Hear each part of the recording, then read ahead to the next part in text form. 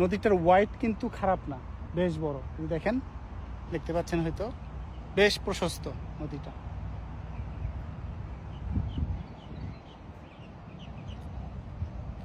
নদীটা হচ্ছে মূলত এখানে দুই সাইড দিয়ে বাসাবাড়ি আছে, তার পিছন সাইডটা। আমাদের দেশে যদি এরকম একটা নদী বাসাবাড়ি এলাকায় থাকতো, এখানে কত ধরনের জিনিসপত্র যে পানিতে পাওয়া যেত। হ্যাঁ, পলিথিন, ছোট পলিথিন, প্যাকেট, প্রোটেকশন থেকে শুরু করে এভরিথিং এখানে কিন্তু মানে মাসাকার হয়ে যেত। কিন্তু এখানে দেখেন কি সুন্দর স্বচ্ছ পানি, নিট অ্যান্ড ক্লিন, পরিষ্কার করে রাখছে তারা। দেখতেও তো ভালো লাগে, দেখতেও সুন্দর লাগে। হ্যাঁ, মানে এই অ্যাসাইনমেন্টের কাজ করতে করতে মাথাটা স্ট্রেস হয়ে গেছিলো, এখানে আসলাম, প্রকৃতির সাথে একটু জগিং করলাম, নদীর পাড়ে একটু ফ্রেশ ওয়েদার নিলাম। ওই যে দেখেন ওভারব্রিজ, ওই ওভারব্রিজ দিয়ে গাড়ি ঘোড়া ছুটে চলছে। আর সামনেই আছে, এখানেই আছে হচ্ছে ট্রেন স্টেশন। যে এখানে দেখেন কি সুন্দর একটা পাখি, ঘুঘুর মতো, কিন্তু মাথায় আবার একটা ঝুঁটি আছে, ওই কাকাতুয়ার মতো, একদম খাড়া ঝুঁটিটা, একদম খাড়া। এই যে দেখতে পাচ্ছেন, আমি ধীরে ধীরে কাছে যাচ্ছি, কাছে গেলে তো সে উড়াল দিবে। সে খুঁটে খুঁটে কি যেন খাচ্ছে। এই যে দেখেন কত সুন্দর পাখিটা, বিশেষ করে ঝুঁটিটা স্পাইক করছে মনে হচ্ছে, মাত্র পার্লার থেকে পাখিটা স্পাইক করে বের হইলো।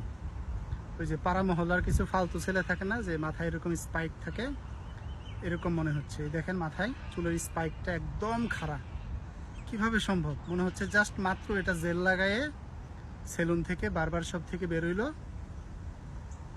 একদম মাত্র। আমি তো অনেক কাছাকাছি চলে আসছি, তো ওদিকে যাচ্ছে না।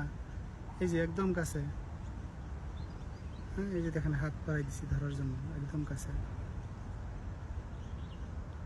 কত সুন্দর পাখিটা। এই যে এখানে খুঁটে খুঁটে কি যেন খাইলো। এনিওয়ে, এই যে দেখেন আমি এখন আছি হচ্ছে এই যে ঘাটটাতে, একদম পার বাঁধানো ঘাট, কি সুন্দর। পানি কমুক বা বাড়ুক তাতে কোনো প্রবলেম হবে না, ঘাটটা এরকম করে ঢালু করা আছে 2 লেয়ারে। পানি যখন একটু একটু করে বাড়বে, তখনও দাঁড়ানোর জন্য, পাস ফোয়ানোর জন্য স্পেস পাওয়া যাবে। এই যে এখান থেকে যখন পানিটা বাড়বে, তখন নিচের থাকটা হয়তো বা ডুবে যাবে, তখন এই যে উপরের থাকটা থাকবে। সব কিছুই এত সুন্দর সুপরিকল্পিতভাবে তৈরি করা। এই যে পানি একদম স্বচ্ছ, ক্লিয়ার।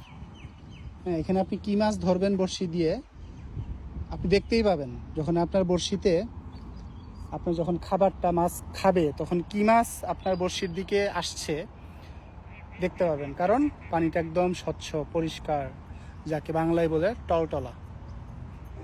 এই যে পার্কে একটু জগিং করলাম, একটু হাঁটাহাঁটি করলাম, কি সুন্দর রৌদ্রোজ্জ্বল একটা দিন। তার পাশেই দেখেন যে রিভারটার কথা বললাম, জর্জ রিভার, যে দেখতে পাচ্ছেন। এই যে নদীর মধ্যে, নদীর পাড়ে দেখেন কত বালি হাঁস, বিভিন্ন প্রজাতির হাঁস, বিভিন্ন প্রজাতির জলজ প্রাণী। এই দেখতে পাচ্ছেন, আমি কাছে যাওয়াতে তারাও দূরে সরে যাচ্ছে। এই যে সারি বেঁধে বেঁধে তারা হাঁস, মানে কি বলে, পানিতে ভেসে থাকছে, খাবার সংগ্রহ করছে।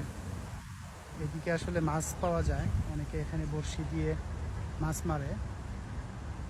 এই যে দেখতে পাচ্ছেন হাঁস, কি সুন্দর সুন্দর হাঁস, বিভিন্ন ধরনের হাঁস, কি জানি নাম এগুলার এক একটা।